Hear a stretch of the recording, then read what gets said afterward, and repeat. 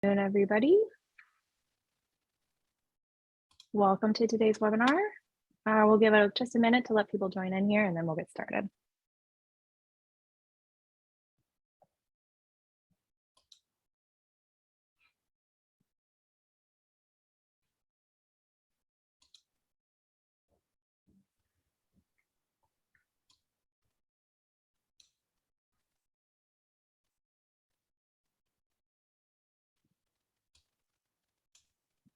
All right, we are a minute past, so let's go ahead and kick things off here. Hi, everybody. Welcome to today's webinar, Creating Meaningful Account Holder Engagement. We are super excited that you all could join us this afternoon. My name's Carrie Shania. I'm the marketing manager here at Larky, and I'm going to be your moderator today. Just a couple of housekeeping items before we get things started. We welcome your questions at any time during the webinar, so please use the Q&A function to put those in. And we will likely address those at the end of the hour, but there might be a couple that pop up as we're having discussions. So feel free to pop them in whenever they come to you. And if you're also having trouble with audio or video, you can use that function to chat with me and I will do what I can to help you. So with that, I'm going to kick things off. Again, welcome everybody. Today we have with us Amy Eisman and Greg Hammerman, and we are very excited to have them with us today. So Amy, I will let you introduce yourself a little bit to our guests. Sure, thank you so much. So I'm Amy Eisman. I'm the VP of Research and Digital Experience at MSU Federal Credit Union. I'm based in East Lansing. I have had the wonderful pleasure of being able to work with the Larky team in the past, so I'm very excited to be joining again today.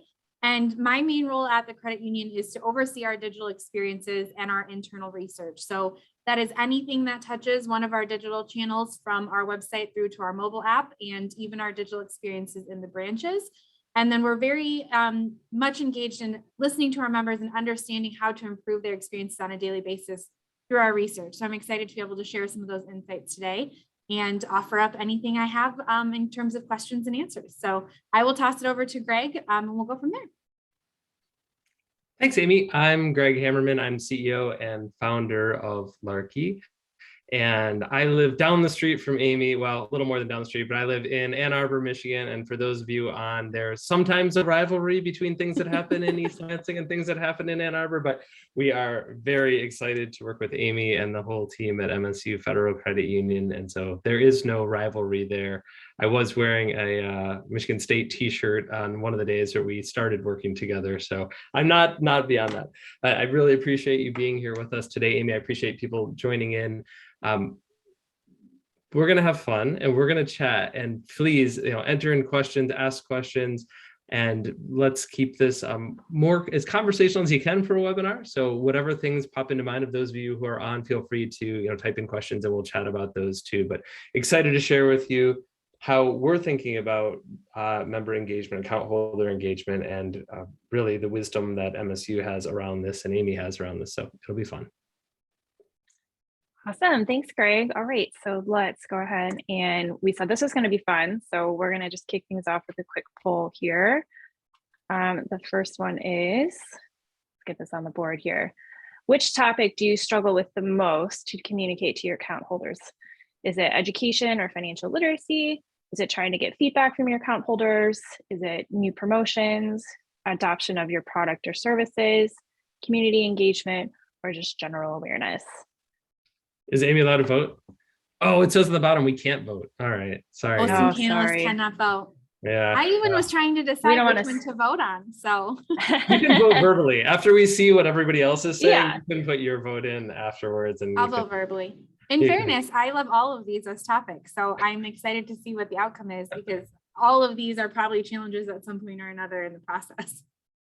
Totally. I would 100% agree with that. I'm curious to see what people are saying too. So I don't know. Are you guys able to see what's happening right now? Because right now we've got product service adoption is currently in the lead, followed by educational or financial literacy, and then awareness. I cannot see. I don't think Amy can see it. No, I just have the answers or the options.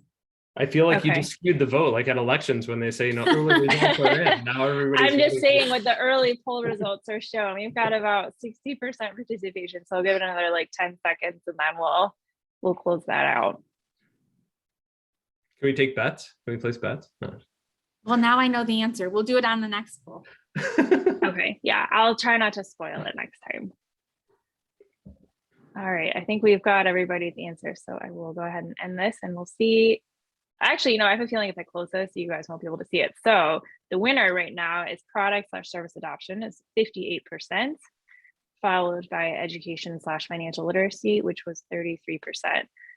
Just one person here has awareness as what they're struggling with the most, and nobody did community engagement, promotions, or account holder feedback. So you guys must all be rocking in those areas. Fabulous. Awesome. Well, thank you for your participation on that. What's that, Greg? I was curious if Amy was surprised by the results with education. Sorry, what number one was it? Not overly surprised. I mean, I am entirely biased, and I will be upfront about that, is that I am always looking for feedback. So I'm a little bit surprised no one chose that one. But I also understand in terms of having to choose one, it may not be the top priority. I do 100% agree with product and service adoption is something that's critical to our industry as a whole. It's really something I think we all are challenged with. And then financial literacy is something that is really, it's always had a moment in the sun, but it's definitely bubbled to the top a lot recently, just trying to help people navigate all of the changes in, the economic structure where we're at right now. So not shocking, but I'm a little bit surprised no one picked the other. So good insight. It is good insight. Okay, and you guys can see these results here. Yes. Yeah, so now I know. All right, well, I'm going to close this and we will move on here. We've got some fun streaming services up on here. Greg, do you want to chat a little bit about those? Sure, thanks. So, this webinar is really about account holder engagement, meaningful account holder engagement. So bear with me. I'm going to ask all of you to hang out for a minute because you're probably looking at this thinking, what the heck does this have to do with banking, with account holders? But I'm always curious about, these types of streaming services and others that aren't even listed on here. Somehow in my house, I used to blame the pandemic, but now it's just sort of, I think it is the way that a lot of us live, that you sort of add one, then the next one, then the next one, then the next one. And before you know it, when I look at this in my house, we have Netflix, Hulu, Disney Plus, Prime Video, Spotify. I don't think we have Peacock or ESPN Plus. So we've got at least 5 of these and probably some others I'm forgetting. Amy, you were nodding yes. Do you have some of these? I think I have all of them except ESPN Plus. I'm sure my husband would love it though if we could add that onto the pile. And are there others that are not on here that you have? I do have Discovery Plus because I am a big HGTV and Food Network watcher, so I guess I would add that in. And then I also have a Pandora and a Spotify subscription, so I don't know what that says about me, but I do have both. Interesting. It's probably like the account holders that have relationships with multiple financial institutions. You're thinking, yes. Why do you need so many? Preference for each day. You never know. That's right. That's right. But we've got a couple more. Apple Music. Yes. Oh, I do have Apple Music too. Oh goodness. Now I don't know what this is saying about me. I think I was talking to a room of people a week or two ago, and I was trying to see who had the most. And I don't care you were in the room. Was it? I think someone had 8 or 9 that they had. I think so. It was way more than I do. Cool. Well, if you go to the next slide, I'll kind of. Jeffrey, it's okay. People are admitting no regrets in this room. No regrets. Well, okay, Jeffrey. So now I'm going to admit something. I think it's on the next slide, probably. Yeah, if you go to the next slide. Okay, so this is sort of where this connects back together for me. That all of these services I use, these are screenshots or screen grabs from communications I've gotten from Netflix on the left, Amazon's the one in the top with the white background, Spotify in the bottom there. See, this is the part where, Jeffrey, whatever you've got to admit, now you know what I listen to and what I watch and other things about me that shouldn't. But I think it's super interesting that all these platforms have gotten very, very good at leveraging data and communications to really build my relationship with them, right? So like, if I'm thinking about turning off Netflix or unsubscribing or not paying $15 a month or whatever it costs me now, they're right on it saying, hey, you watch season 1 of Russian Doll, season 2 is coming out now. On the bottom, I don't even have to pick what music I want to listen to today. I'm a button away from one of these mixes that, again, don't judge my listening of music and my styles of music. Some of these are great. If you haven't heard of some of these bands, you should listen. And then, at the top, Amazon, I could probably have a little guessing game here, but I'll tell you, I have a 15-year-old student driver, and I have another kid who is super interested in saving the planet and the environment. So when I go to Amazon, they're using data from past things I bought, and they're telling me about, hey, here's things that we think may be a fit. So I actually, sorry, I'm like trying to look at chat at the same time, and I appreciate the chat. I'm going to open it up so I can see it in another window here. Cool. But these organizations know a lot about us. They have data on us, much like your financial institution does, and they're using it in ways that is helpful to them as a business and is hopefully helpful and constructive to you as a consumer. But Carrie, if you go to actually the next slide, and these algorithms have become incredibly powerful and really have built quite valuable companies around them. So we don't have a survey question about it, and I'm not going to ask people to admit who's on TikTok. I know, actually, Amy, I think the last 3 times I've seen you, you've mentioned TikTok, but this is not a small thing. This is New York Times writing articles about how TikTok reads your mind. Maybe they truly do read your mind, but really it is the algorithm, and it's things like how long you spend looking at a certain thing and what things you share to figure out what other content to put in front of you to maximize your time there. I thought the other one from Instagram, the New York Times about Instagram, was fascinating to me, that as Instagram changed their algorithm about what content they show and they started leaning more towards videos as opposed to still, it made a huge difference in a bunch of food related businesses who were used to putting up still pictures, beautiful pictures of food, and getting a certain response, and all of a sudden they were lower in the algorithm. So these organizations are really smart, and they're really thoughtful about what they're not their account holders, but what their viewers, what their consumers, what their audience wants to consume, and how they can really engage with them in that experience. And I do think there's a parallel here with what's going on in banking, and we'll get there in a second. Amy, anything else on TikTok? I know you're a big TikTok person. Does it feel like they read your mind? They do. I would like to clarify, I don't post on TikTok, but I do watch the TikTok. I don't even know if I'm saying that right, so give me grace on that one. But it is scary accurate, and it's also one of those platforms, along with many of these, where the more you engage, the better and more specific it becomes. And then it actually, I feel like, serves more of a purpose. I don't know that I can say that as much for TikTok. That's probably just more mindless entertainment. But for Instagram and for the others where they're actually offering you value product, I do find that actually very helpful and convenient in my life. And I still have that option to choose to engage or not, which gives me that control. So there's a line to be walked for sure. It's an interesting comment that the more you do it, the better it gets in some ways. So that gets us to the next question. Carrie, if you go to the next one, is it creepy? Right? So, you log into Amazon and you see these things and you think, was I shopping for that? Was my kid shopping for that? Why is that there? Why am I getting a notification about Russian doll? Because sometimes I don't remember that I watched Russian doll. And then, for me, I fly a fair amount, and I know, Carrie, you just got back from a trip to California and have the Delta app on my phone for lots of reasons, mostly just to see if they cancel the flight or move things. But Delta has gotten really good at doing these push notifications. This one is from my phone from a recent trip. So, they're telling me it's time to fly and my flight is boarding, and, this is when boarding is going to end. And so, again, we don't have a survey question, but feel free to write comments in the chat, because now I have a good window open. I can watch these. My personal take on this, and everybody on this call can have their own view of it, is it's not creepy when it's useful. Yes. When it's helpful to me and I'm not missing a flight or gives me peace of mind, I like getting notifications like these. Of course, I could turn these off. I've got the control of it. But for me, when I fly, it's nice to see these things. Amy, you were like an emphatic yes on this. Yes. Well, I live and die by Delta notifications, so I appreciate that.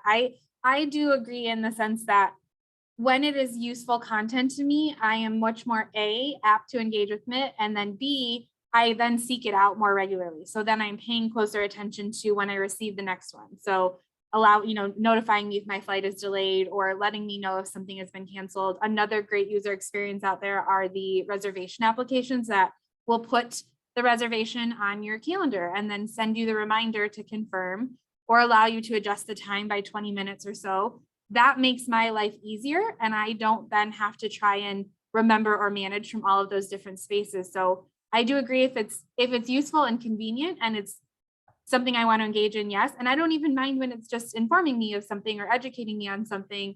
as long as I still feel like I have the control, to your point, Greg, where I can modify or tweak it to meet my needs.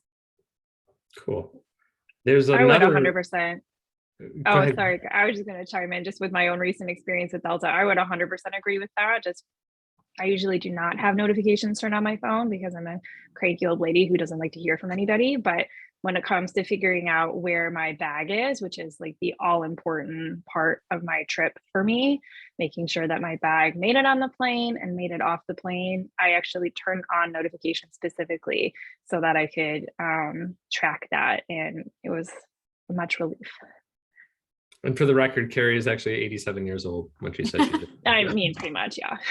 You've aged beautifully, Carrie. That's right. Thank you. Continuing on with the "Is it creepy" theme in the next slide, if you would, Carrie. So this is, I get to go to Disney in apparently January 28th. I was going to say February, and then I looked at the top of the screenshot. January 28th at 10:23 a.m. I was in Disney. And when you're there nowadays, they ask you to download the Disney app. And when you're in the Disney app, they ask to share location. And they have all of these words. I would think too many words. But what part of this boils down to is if you allow it to share location, they'll tell you handy things like, hey, you're a 10-minute walk from this ride, or there's a ride near you that doesn't have that long a line, or they really have this pretty cool streamlined thing where you can order food in advance and they'll prepare it when you're close to the place and give you like a window of time where your food will be ready. So, again, this is another example for me where I'm happy to share my location with Disney World so I don't have to wait in line as long, so I don't have to wait for my food. It's providing a value for me and telling me clearly what they're doing with that information. So in that case, I was happy to share with the friendly folks at Disney. If you go to the next one, Carrie. So a lot of this goes back to, how do you communicate with account holders? Bringing this back to the banking experience, and how do you communicate with account holders? A lot of the banks and credit unions you work with, and MSUFCU, you guys do a lot of communications by email. And we are not, Larky's never, never send another email. Email works for lots of different things. People get account statements and all kinds of notifications and all kinds of good things through email. But some of the reality and open rates, and these are not from MSU, you can share things if you want to or not, Amy, but these are sort of industry average. There's about a 20% open rate. I was talking to a financial institution a week or two ago that was really proud that they were about 24% open rate. Cool. But still, it's less than 1 out of 4 of their people they were sending email to was even opening their email. And click-through rates are about 2% on email. So that really meant for most financial institutions, they're not able to engage with 80% of the population that they want to. I don't know, Amy, if you want. I'm happy to share. I don't want you to divulge anything, super secret No, here. But. I'm here to share. Feel free to ask me anything. I would say that we probably fall in the same range. We do have a slightly higher open rate. I do think some credit unions and some banking institutions benefit from the inherent trust that we've built with our membership base. So there's a little bit of a mental trigger where it's saying, oh, the credit union's telling me something, it could be about my account. What I will say is click-through rate is where I would say we lose members a lot of times, right? If it's not an engaging moment for them or they're not ready to take action, it's not part of a daily ritual for people in the middle of their email stream to make any, sudden movements on things. So I would say that's probably where we lose some of that traction is through the click-through. And then also just engagement with that content.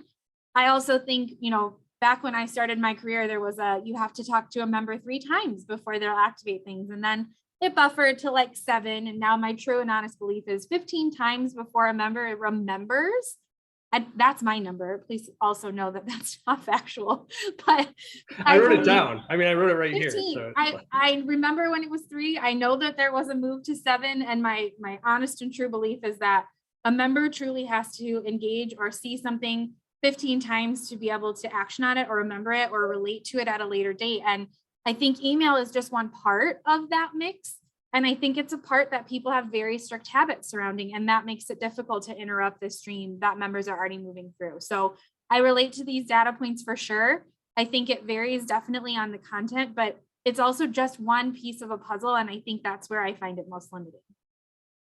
What about on the other side with the people visiting branches? I know we did a project and we can maybe talk about it in a couple of minutes about when people are at a branch, what happens, but do you have anything you can share with us about how branch traffic has changed or is changing maybe even before the pandemic, but now because of the pandemic? Definitely. So we put a lot of things in place during the pandemic. So we shut down during the pandemic several of our branches. We were drives only for a very long time. We also rolled out scheduling an appointment. So we had more control over the traffic coming into the branch. And we also rolled out wait times so we can show members how long waits at different branches would be. But there are still transactions and interactions, especially with our membership base, that people really want to talk to people, or where we have certain branches that we call, like our hub branches that are main traffic spots for us, that you may have to wait 10 minutes in line or so. And even though we've worked on efficiency gains, those are still impactful experiences for our members. And there's not always a great way in the branch experience to be able to touch those members like you can in a digital way, right? So at the end of a live chat, I can send you a survey and ask you how that went. At the end of a phone call, I can ask you to stay on the phone for another minute and answer questions. But that's not really typical in the branch experience. So we rolled out a lot of changes to our branch experience during the pandemic, and it was hard to capture the impact that those were making. So I'm excited that we have found a way to actually leverage the Larky tool to do that based on the location features and also the timing features. So if a member is there for 30 minutes, they're most likely doing a complex transaction, and I can ask them appropriate questions. So in general, the pandemic has shifted a lot of things about the way we operate and the way we're using our digital channels, but it's also created a lot of opportunity for us to think differently on how to engage with our members and how to get the right information in front of them at the right time that's relevant to the experience that they're having. And that has been a game changer for us to be able to continue to make those impactful changes. Awesome. I keep writing down things you're saying besides the 15 times before someone responds, but the engaging moment, I think, is a really interesting thought of what is the right moment to catch somebody in. I think branches make that not hard in a bad way, because they're having such a personal experience. You don't want to interrupt it with something that could feel disconnecting in that sense.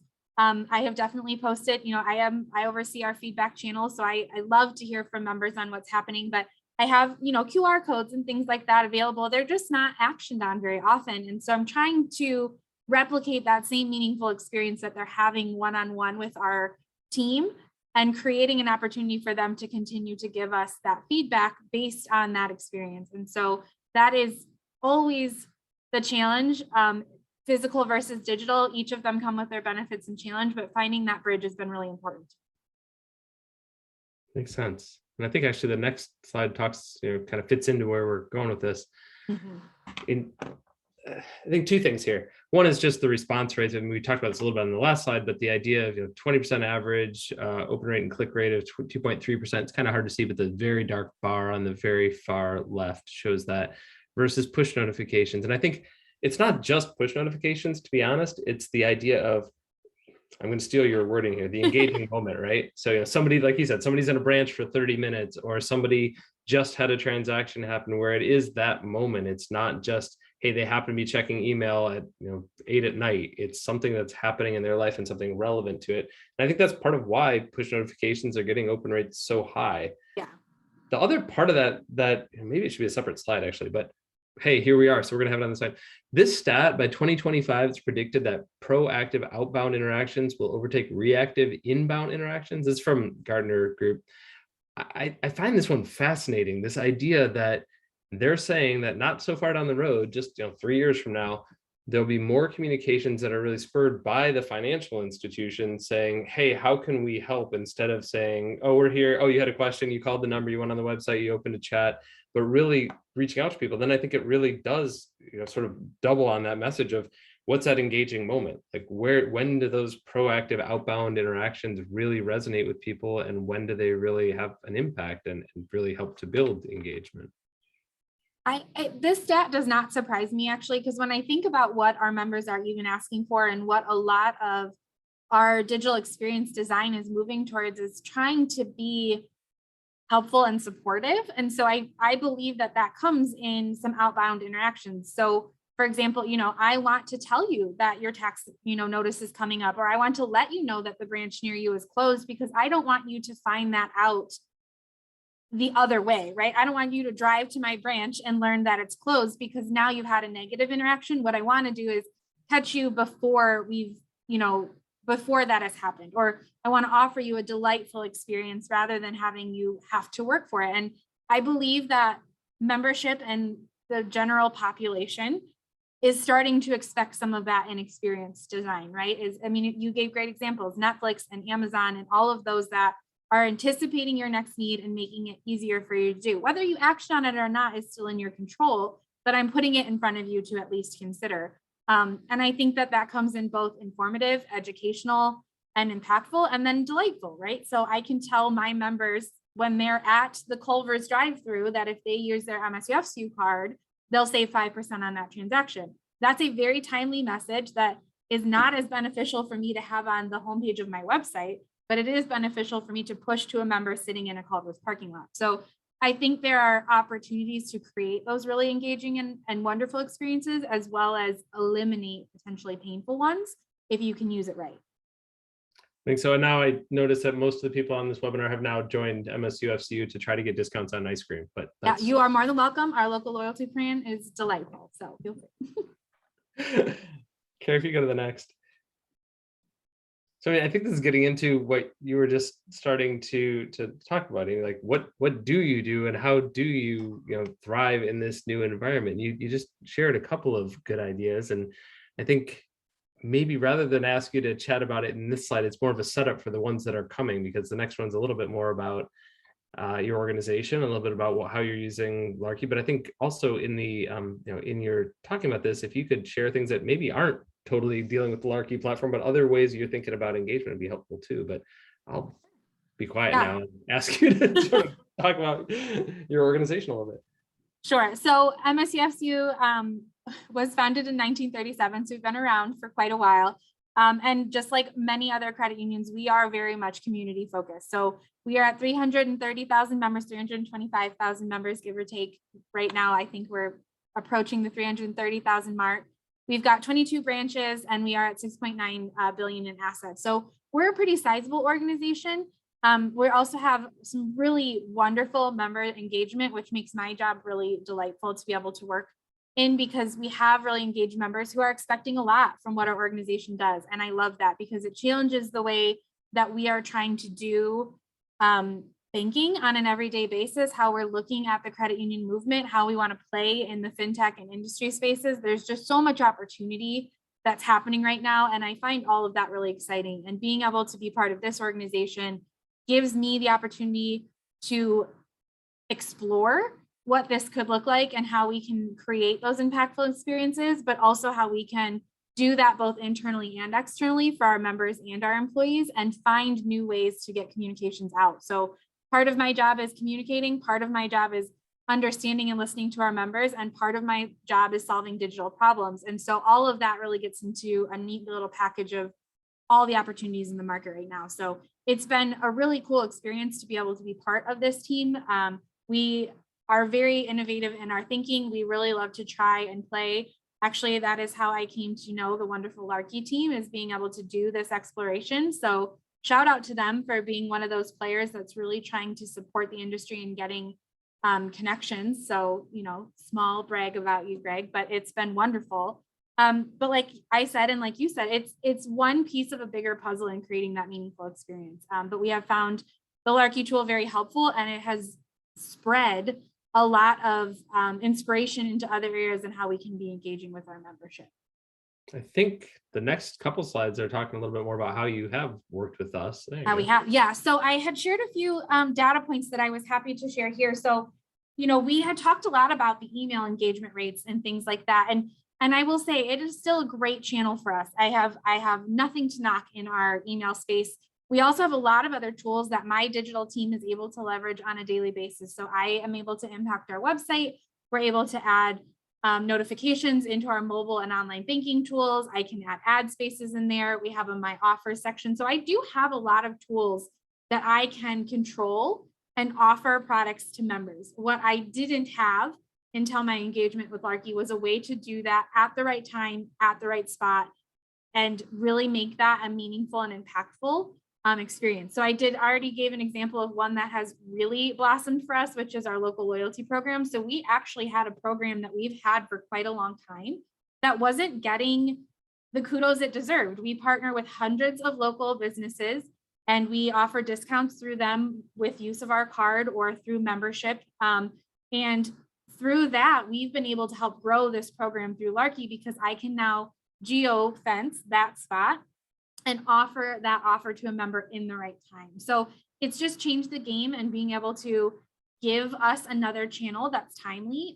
We have had 16% tap rate, which has been great. It's, you know, comparable to what we're doing in email, if not higher. I would say our click-through rate in our email is probably 1 to 2%, like the data was saying. So this for me and getting someone to tap and engage is a huge shift. And then 12% in terms of completion rate for my branch survey. I already talked to you about some of the pain points of trying to create those experiences in our branches. So being able to capture 12% of those individuals who are actually going to take the time to fill out that survey for me is letting me listen to a group of members that I wasn't before or wasn't accessing as readily before, I should say. And then we have kind of jumped in with both feet. So I do have several more nudges planned to go out. So we have piloted with Larky and we're rolling into our full rollout now. So we're looking at launching this to our full member base, and that's the full 330,000. And so in preparation for that, I'm able to create that entire catalog of experiences right now that I want to launch with. So we've got about 36 in the pipeline, and that includes everything from engagement content like our local loyalty programs to product placement to our surveys, as well as notifications for days and holidays that we're going to be closed or days that branches are celebrating like their anniversary. We just did a really fun nudge where our Charlotte branch celebrated 9 years and we were able to tell all of our members who are in that area about it. So we have found limitless use cases for this. And so now I'm in the process of backlogging for rollout to our membership of all of the fun things I want to try. But it has really added to the mix of things that I am able to play with on a daily basis. And I also have been able to engage with our business units in different way and say, here's a new tool that we can offer you through our digital channels that is meaningful. And how do you see leveraging it for mortgages or for payments or for marketing? So it's been a great conversation internally also.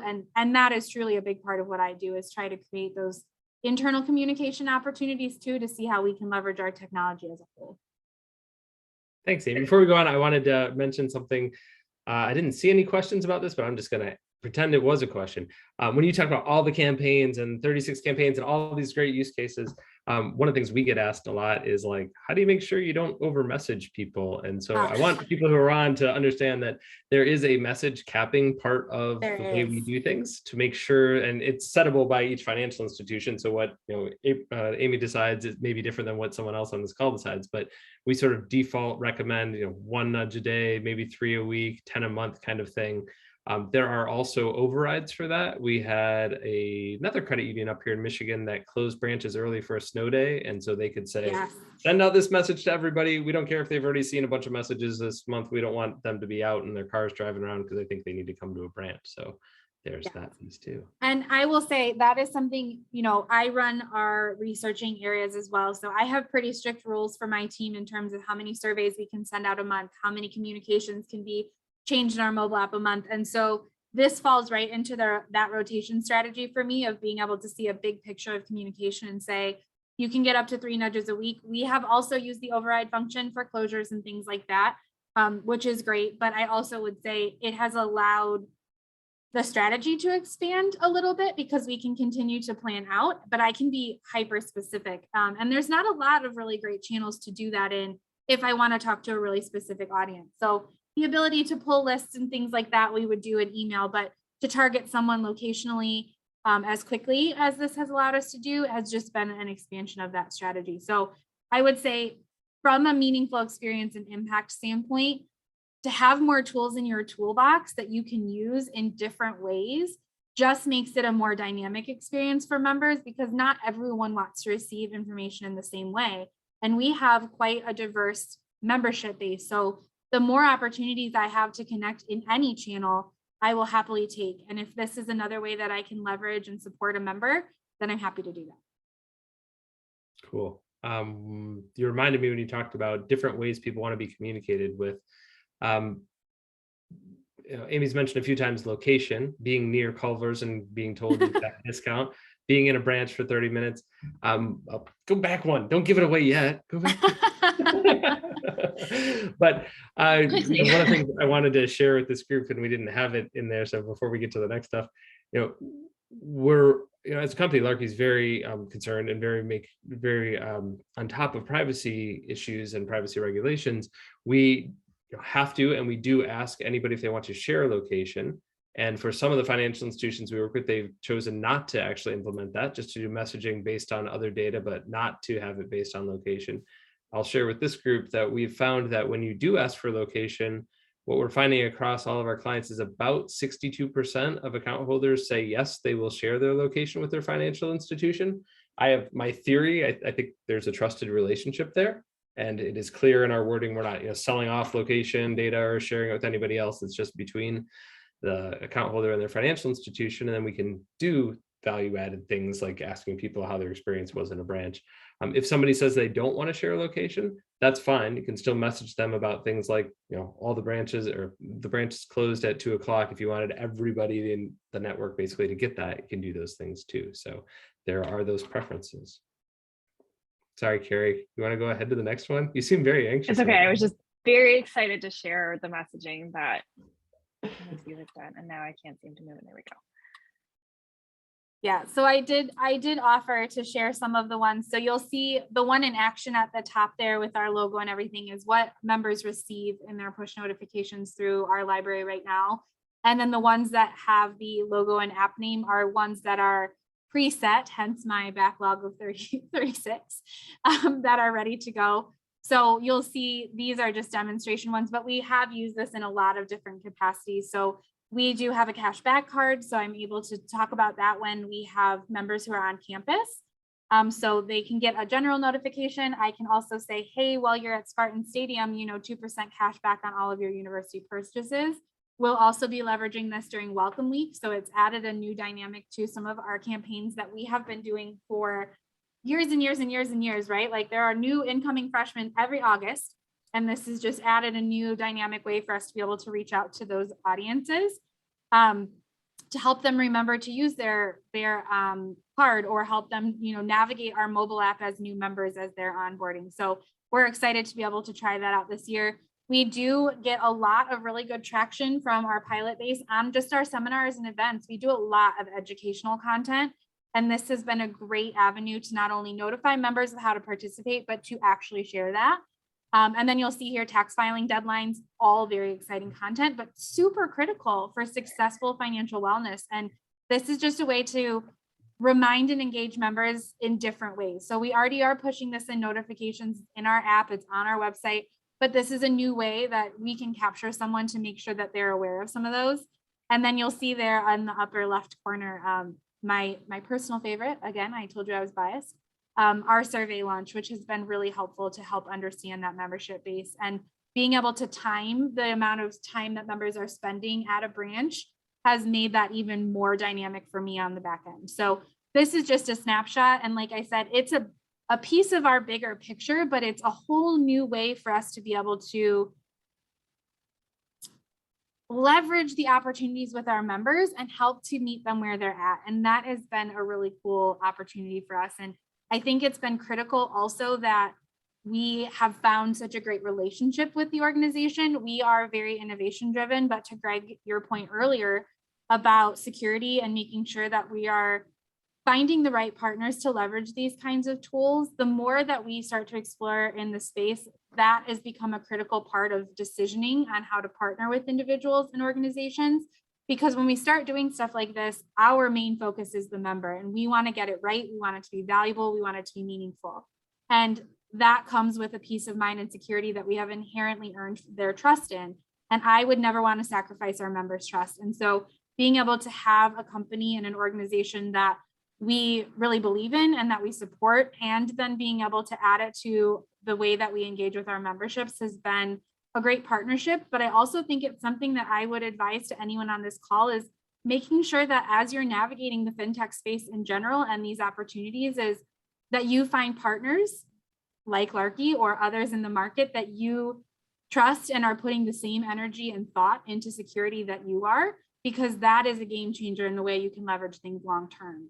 I know that's not our topic, but it is one of my soapboxes that I like to get on occasionally. Is it's a key dynamic for starting to explore these spaces. And I do think you all do that very well. But it's also critical in how all of us are going to move forward in the industry.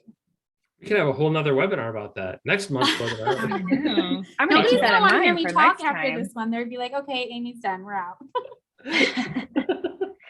I do want to point out too, Amy, something you said that I thought was really interesting. So these are all, ways that you can meet your members where they are. And you mentioned that you have incoming freshmen every August. Like, I would be willing to bet a lot of money that these people are completely glued to their phones and probably don't even understand that there's a world outside around them, like a computer or a desktop, and that, apps are the only way that they know. And this is a really great way to get a hold of them when they're not checking their email or not checking. Apparently, my sister-in-law, who just graduated actually from Michigan State, she says she doesn't really even text anymore. So I feel like, that's completely news to me, and I must be too old for that. But, I find that really interesting that, like, I would be willing to bet a lot of these younger people are willing to get notifications from their phones because that's how they receive information these days.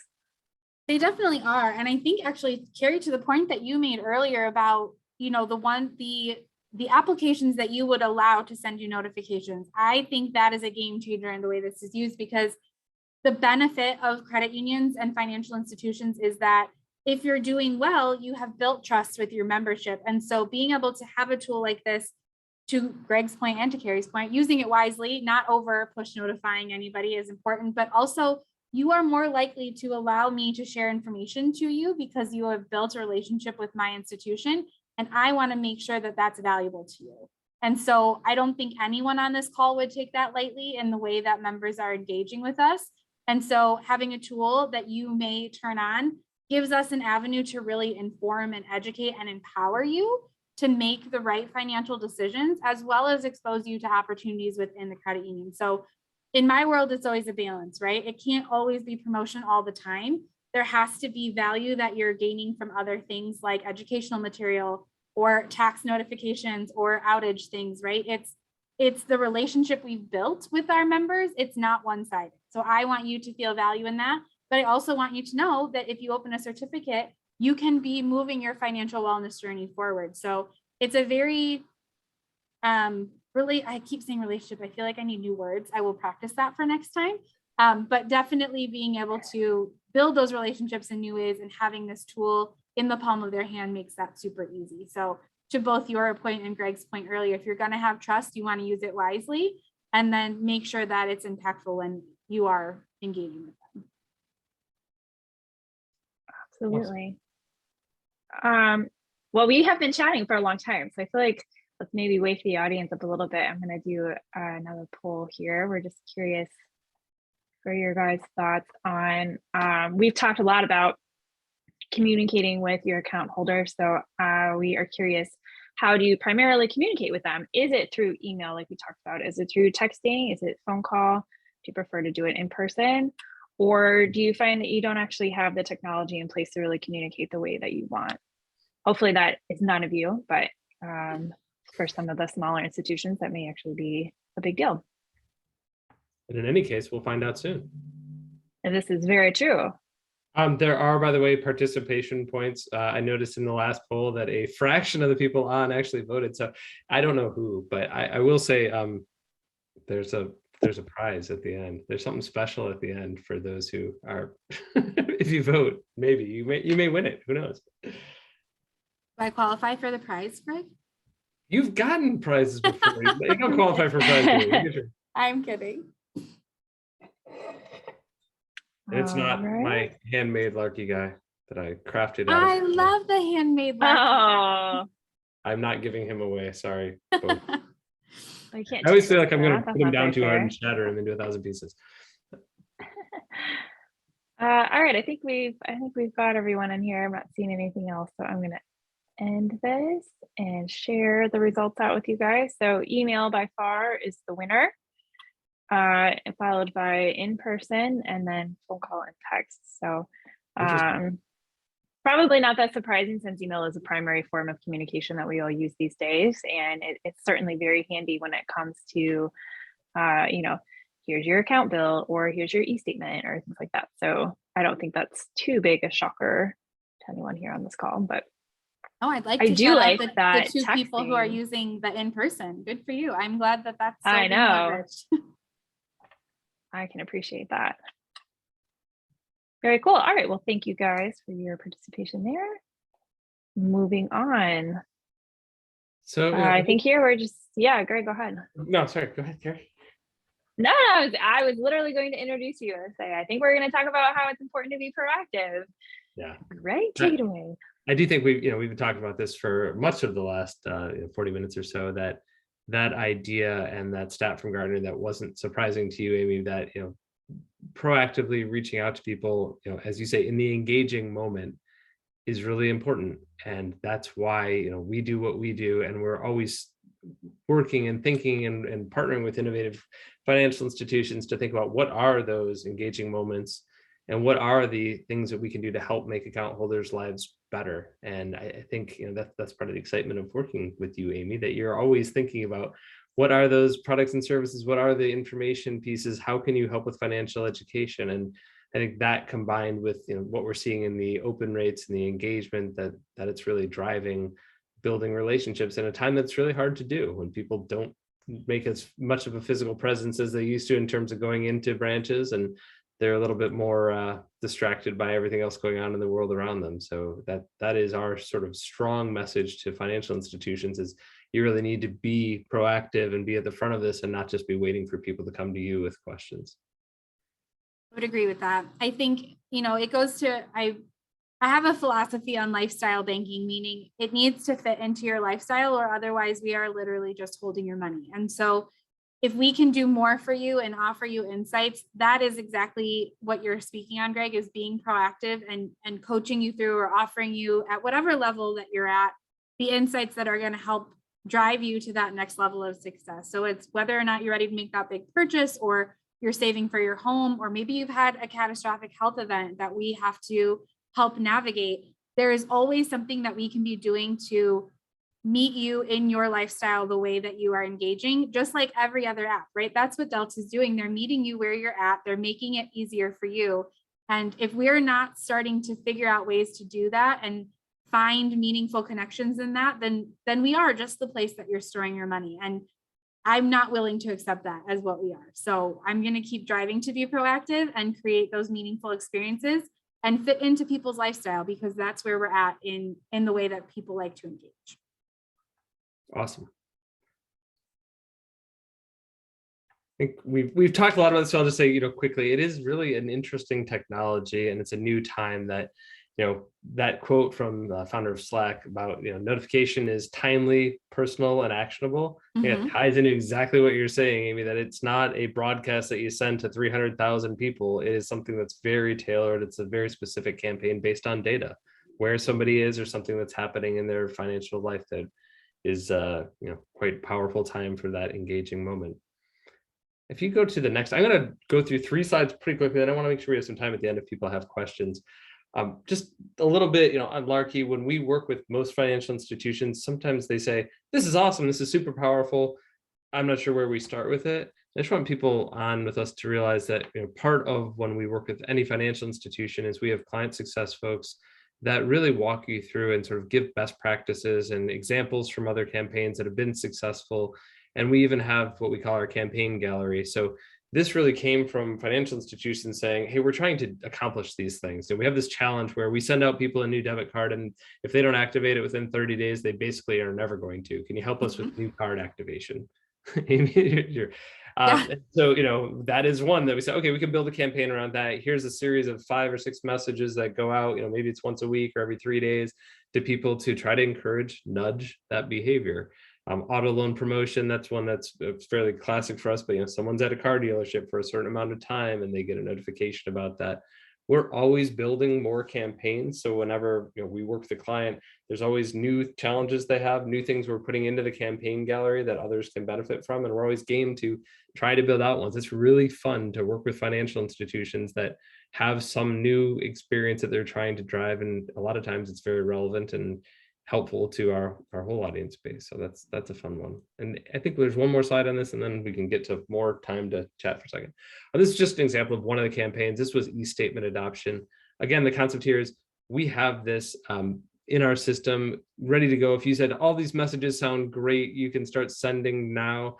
That's easy to do that. All these are completely editable. So if Amy, you were looking at us and said, we're never going to have a little snail emoji in the title of the first message, that's so off brand for us.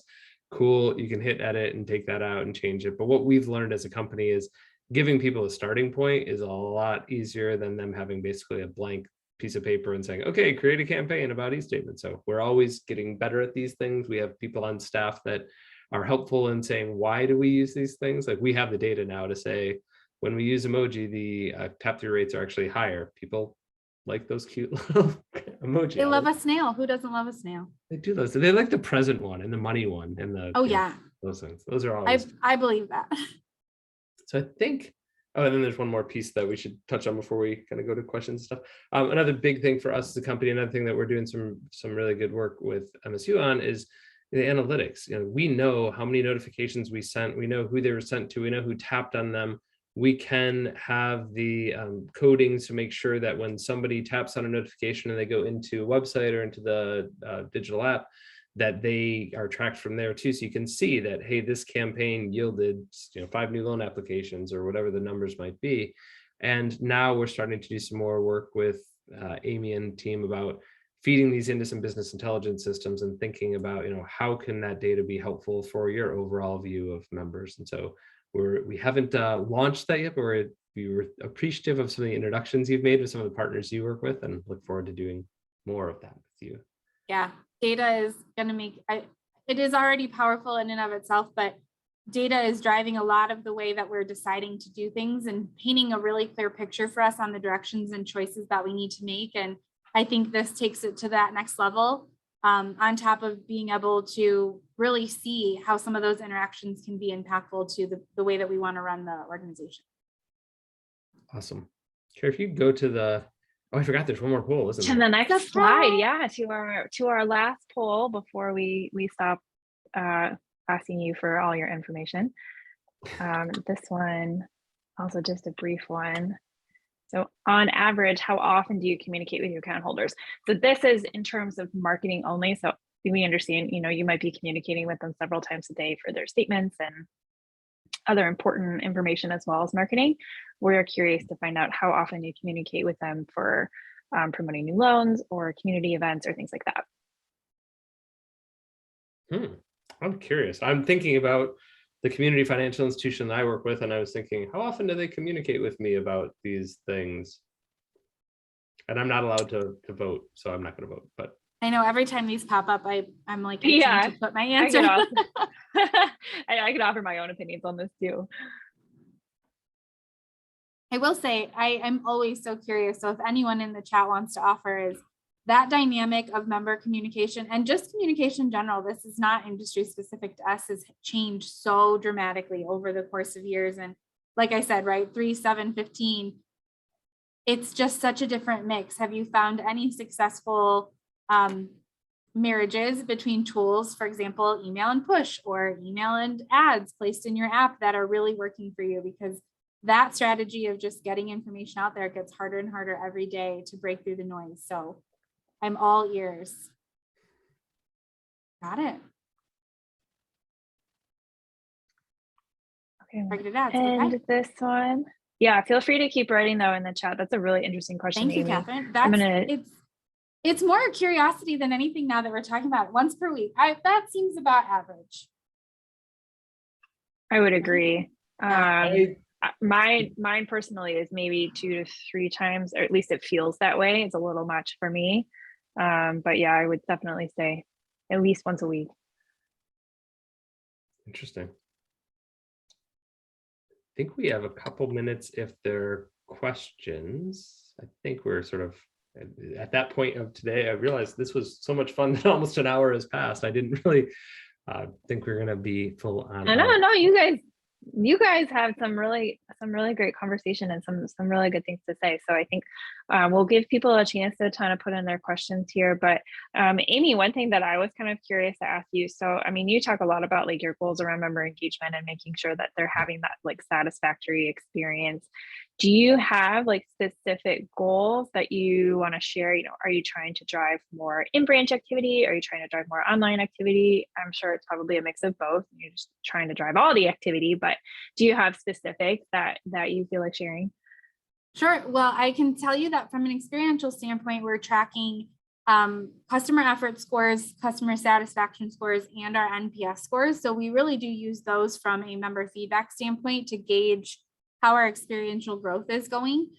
We do have different goals in each channel, for lack of a better term. So in our in-branch areas, sometimes we're doing focus on certain products and services that we're pushing. So we actually have a dynamic team on site here that sets those goals from a member engagement standpoint of what are the products and services we want to talk about regularly. And then I also set goals for what we would expect to see in our digital channels of logins, engagements, taps on our ads, things like that. So I do look at each space in kind of its own funnel. And then I work to align that with our other business units in terms of what their goals are. So if our branches are doing campaigns on certain products and services, then I also try and watch what the digital activity is in those areas to see if it's increasing, decreasing, staying the same, if we can leverage any of our digital assets to help support that initiative. So both from a strategic organizational growth standpoint, we're tracking those. And then also from a promotional and marketing standpoint, we've got several different goals in place.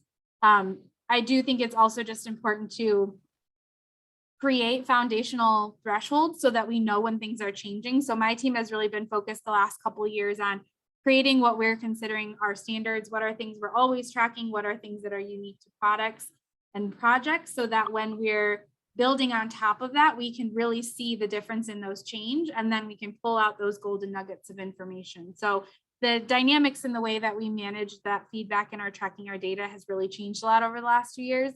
And it's been exciting. And even more so now, as Greg has talked about, the data options with Larky is to be able to pull those all into a single source and paint that picture is going to be incredibly powerful. Absolutely. Thank you, Amy. So we are coming up on time. We have about 2 minutes left here. But Greg, I think one thing we should probably touch on real quick, hopefully maybe people are thinking it, but not asking it. You know, Larky itself is not a standalone technology. You know, it's embedded into the mobile banking app directly. But, you know, people use all sorts of different tools and systems, and, you know, maybe we can talk a little bit about whether Larky, you know, ties into those, or how, you know, we're developing other partnerships with other companies to create a more comprehensive picture. To Amy's point earlier, it's not just the push notification, it's part of that whole cohesive communication experience. Absolutely. And I do realize we're 2 minutes from the top of the hour and some people may have to drop. So I promised people that I would give away a prize. So I'm going to do that, and then I'm going to answer your question. So if they have to drop, at least they get a prize. So Stephen and Catherine and Jeff, thanks for being fun in the chat and making it exciting. If you send me your address, I'll send you cool little Larky socks. They're really cool. They're very comfortable. They're very comfortable, and you can have some. And the address on screen there, hello@larky.com. If you put greg@larky.com, yeah, Jeff would love those socks. See, that's what you get for participation points. Jeff, send me your address at, sorry, I didn't think this was going to go this way.